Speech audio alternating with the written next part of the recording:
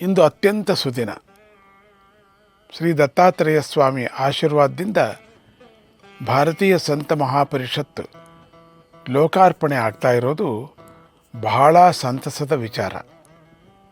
ಇದು ಯಾವತ್ತೂ ಆಗಬೇಕಾಗಿತ್ತು, ಈಗಲಾದರೂ ಆಯ್ತಲ್ಲ ಅಂತ ತುಂಬ ಸಂತೋಷ ಆಗ್ತಾ ಇದೆ. ಈ ಮೂಲಕ ಎಲ್ಲರೂ ಒಂದು ಕಡೆ ಸೇರುವಂತಾಗಿದೆ. ಸಾಧುಗಳು, ಸಂತರು, ಪೀಠಾಧಿಪತಿಗಳು ಎಲ್ಲರೂ ಒಂದೇ ವೇದಿಕೆಯಲ್ಲಿ ಸೇರುತ್ತಿರುವುದು ನಿಜವಾಗಲೂ ಹರ್ಷದಾಯಕ.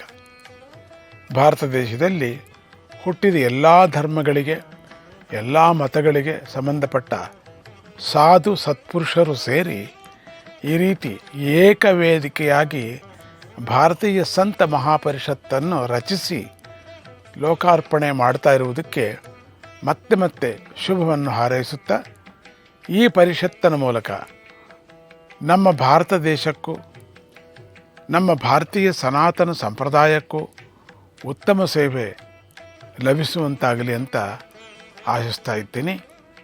ಜೈ ಗುರುದತ್ತ, ಶ್ರೀ ಗುರುದತ್ತ.